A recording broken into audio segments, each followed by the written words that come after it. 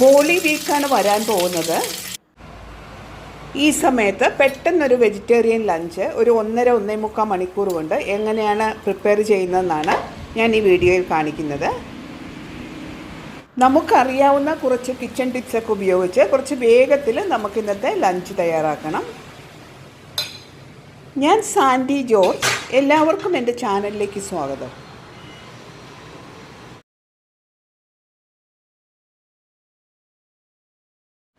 ഇന്നിവിടെ ഞാൻ ഉണ്ടാക്കുന്നത് വാഴച്ചുണ്ട് കൊണ്ട് ഒരു തോരനും അതുപോലെ പാവയ്ക്ക കൊണ്ടുള്ള ഒരു ചാറുകറിയും ഒരു സാലഡുമാണ് ഉണ്ടാക്കുന്നത്. ഇന്ന് കുക്ക് ചെയ്യുന്നതിനുള്ള എല്ലാ ഐറ്റംസും ഒന്നിച്ച് പുറത്തെടുത്ത് വെച്ച് കഴിഞ്ഞാൽ നമുക്ക് അത് ഒന്നിച്ച് കഴുകിയെടുത്ത് കുറച്ച് സമയം സേവ് ചെയ്യാനായിട്ട് പറ്റും. 3 ഐറ്റംസും ഉണ്ടാക്കാനുള്ള വെജിറ്റബിൾസ് ഒരു വലിയ പാത്രത്തിലേക്കിട്ട് നമുക്ക് ഒന്നിച്ച് കഴുകിയെടുക്കാം. വെജിറ്റബിൾ നിരന്ന് കിടക്കാൻ ആവശ്യമായ വെള്ളം ഒഴിക്കണേ. അതിലേക്ക് ഒരു 2-3 ടേബിൾ സ്പൂൺ വിനീഗർ ഒഴിച്ചു കൊടുക്കണം.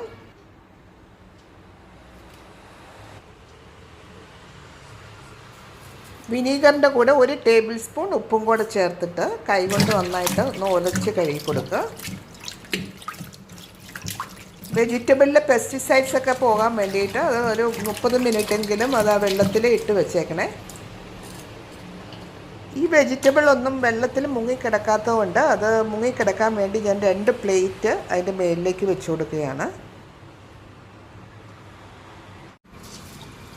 ആദ്യം തന്നെ നമുക്ക് ചോറ് തയ്യാറാക്കാനായിട്ട് നോക്കാം.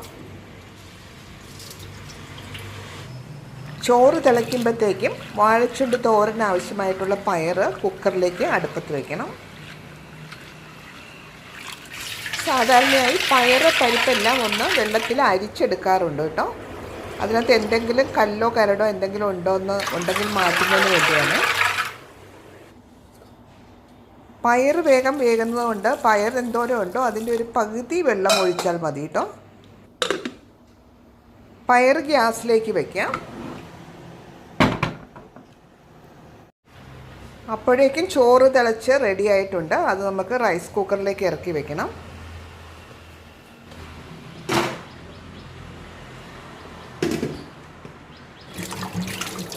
ഇനി വെജിറ്റബിൾസ് എല്ലാം നന്നായി ഉലച്ചൊന്ന് കഴുകിയെടുക്കണം.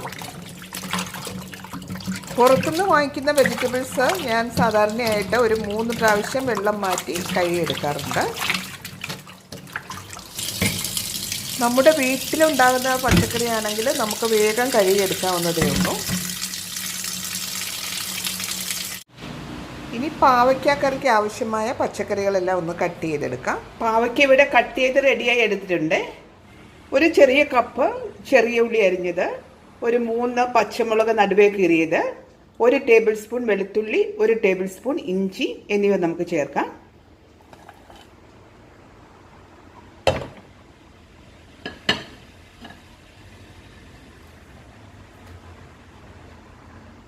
ആ കൂടെ തന്നെ ഒരു വലിയ തക്കാളി ചെറുതായി അരിഞ്ഞത്, ഒരു സവോള അരിഞ്ഞത്, കുറച്ച് വേപ്പില ചേർക്കുക.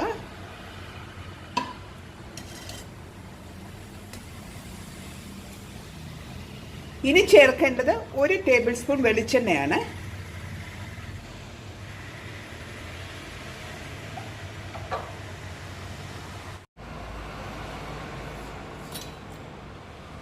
ഇനി നമുക്ക് പൊടികൾ ചേർത്ത് കൊടുക്കാം. അതിലേക്ക് ഒരു 1/2 ടേബിൾ സ്പൂൺ ഉപ്പ്, മഞ്ഞൾപ്പൊടി ഒരു 1/4 ടീസ്പൂൺ, മുളക് പൊടി നമ്മുടെ ആവശ്യത്തിനനുസരിച്ച് ഓരോരുത്തരുടെ എരിവിനനുസരിച്ച് ചേർക്കാം.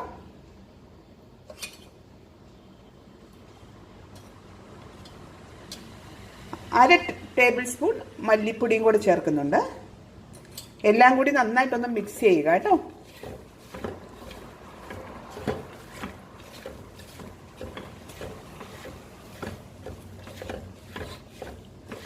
മിക്സ് ചെയ്തിട്ട് 10 മിനിറ്റ് വെക്കുന്നത് നല്ലതാണ്. അതിനുള്ള സമയമില്ലെങ്കിൽ നമുക്ക് പെട്ടെന്ന് തന്നെ ചെറുതായിട്ട് ഒരു 5 മിനിറ്റ് ഒന്ന് വഴറ്റിയെടുക്കണം.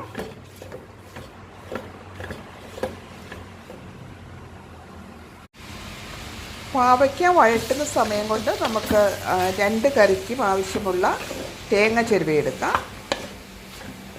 തേങ്ങ ചിരകുന്നതിൻ്റെ ഇടയ്ക്ക് നമ്മൾ പാവയ്ക്ക ഇടയ്ക്ക് ഒന്ന് ഇളക്കിയിട്ട് കൊടുക്കണേ. പാവയ്ക്ക കറിക്ക് ആവശ്യമായ അരമുറി തേങ്ങ നന്നായിട്ടൊന്ന് അരച്ചെടുക്കണേ. നല്ലതായിട്ട് അരയാൻ പ്രത്യേകം ശ്രദ്ധിക്കണേ. വഴറ്റിയ പാവയ്ക്കയിലേക്ക് 1 കപ്പ് തിളച്ച വെള്ളം ഒഴിച്ചിട്ട് ഒന്ന് വേവിച്ചെടുക്കണം. തിളപ്പിച്ച വെള്ളം ഒഴിച്ച് വേവിച്ചാൽ വെജിറ്റബിൾ പെട്ടെന്ന് വെന്ത് കിട്ടുകയും ചെയ്യും, അതുപോലെ തന്നെ ടേസ്റ്റും കൂടും. പാവയ്ക്ക വേവുന്ന സമയം കൊണ്ട് നമുക്ക് തോരനാവശ്യമായ വാഴച്ചുണ്ട് അരിഞ്ഞെടുക്കാം. വാഴച്ചുണ്ട് ഇങ്ങനെ നടുവേ മുറിച്ചിട്ട് അരിഞ്ഞെടുക്കുമ്പോൾ കുറച്ച് പെട്ടെന്ന് അരിഞ്ഞെടുക്കാൻ പറ്റുന്നുണ്ട് കേട്ടോ.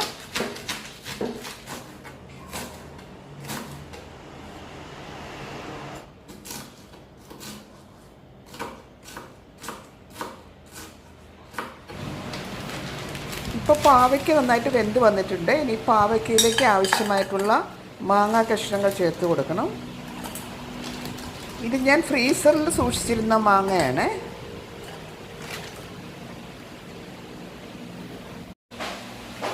മാങ്ങ കറിയിലേക്ക് ചേർത്ത് കൊടുത്തിട്ട് ഒന്ന് വേകാനായിട്ട് 5 മിനിറ്റും കൂടെ നമുക്ക് മൂടി വെച്ച് വേവിക്കാം.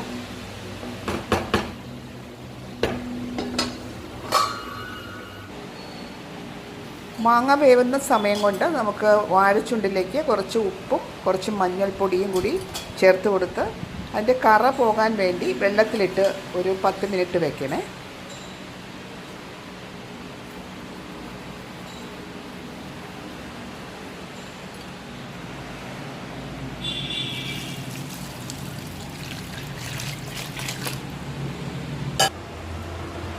പാവയ്ക്ക കറിയിലേക്ക് നമുക്ക് അരപ്പ് ചേർത്ത് കൊടുക്കാം.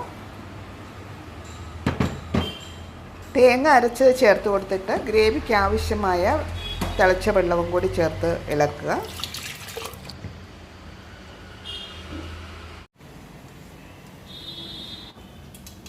കറി നന്നായിട്ട് തിളച്ച് വരുമ്പോഴത്തേക്കും നമുക്ക് കടുകും മുളകും വേപ്പിലയും കൂടി താളിച്ചത് ചേർത്ത് കൊടുക്കാം.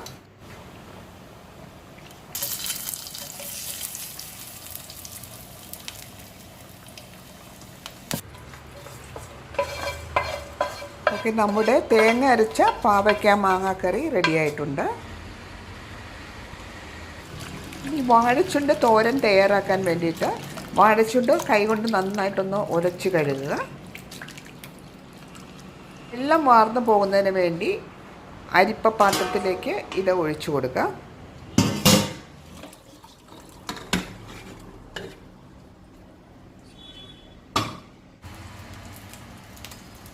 തോരനാവശ്യമായ ഒരു 2 സവോള, ഒരു ടേബിൾ സ്പൂൺ വെളുത്തുള്ളി, കുറച്ച് വേപ്പില എന്നിവ റെഡിയാക്കിയിട്ടുണ്ട്.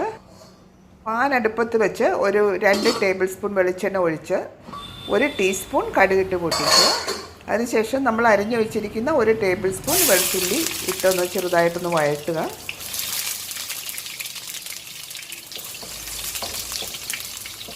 ഇതൊന്ന് വഴന്ന് വരുമ്പോഴത്തേക്കും അതിനകത്തേക്ക് സവോളയും വേപ്പിലയും ചേർത്ത് കൊടുക്കണം.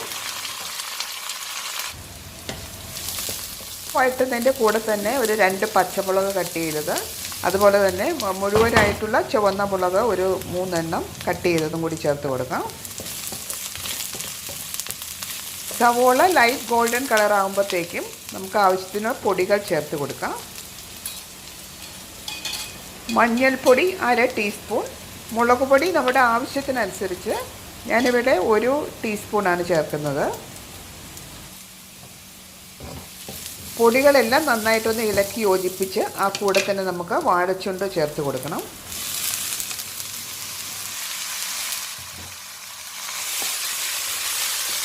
എല്ലാം കൂടി ഇളക്കി യോജിപ്പിച്ച് മൂടി വെച്ച് വേവിക്കാം.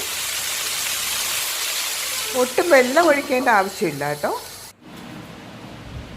വാഴച്ചുണ്ട് വേകുമ്പോഴത്തേക്കും നമുക്ക് സാലഡിന് ആവശ്യമായിട്ടുള്ള കുക്കുംബറും സവോളയും എല്ലാം അരിഞ്ഞെടുക്കാം. വാഴച്ചുണ്ട് ആവശ്യത്തിന് വേവായിട്ടുണ്ട്. ഇനി അതിനകത്തേക്ക് നമ്മൾ വേവിച്ച് വെച്ചിരിക്കുന്ന പയർ ചേർത്ത് കൊടുക്കാം. കറി നന്നായി ഇളക്കി യോജിപ്പിക്കുക. ഉപ്പ്, എരിവ് എന്തെങ്കിലും കുറവുണ്ടെങ്കിൽ ഈ സമയത്ത് ചേർത്ത് കൊടുത്തിട്ട് നന്നായി ഇളക്കി യോജിപ്പിക്കുക.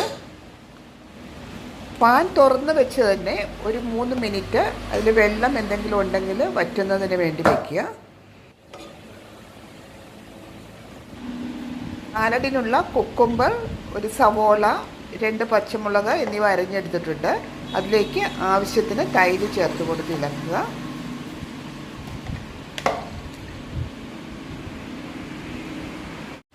വാഴച്ചുണ്ട് തോരൻ വെള്ളമൊക്കെ പറ്റി റെഡിയായിട്ടുണ്ട്.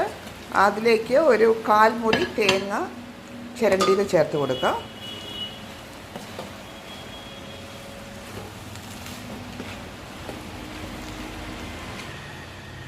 കുറച്ച് പപ്പടവും കൂടി കാച്ചിയെടുക്കുന്നുണ്ട്. തയ്യാറാക്കിയ ലഞ്ച് ടേബിളിൽ സെറ്റ് ചെയ്തിട്ടുണ്ട്. ഇനി നമുക്ക് ചോറ് വിളമ്പാം. വളരെ പെട്ടെന്നാണ് നമ്മൾ ഇന്ന് ഈ ഊണ് തയ്യാറാക്കിയത്. ഈ ലഞ്ച് പ്രിപ്പറേഷനിൽ നിങ്ങൾക്ക് നിങ്ങളുടെ കിച്ചണിലേക്ക് യൂസ് ചെയ്യാൻ പറ്റിയ എന്തെങ്കിലുമൊക്കെ ടിപ്പ് കിട്ടിക്കാണുമെന്ന് വിചാരിക്കുന്നു.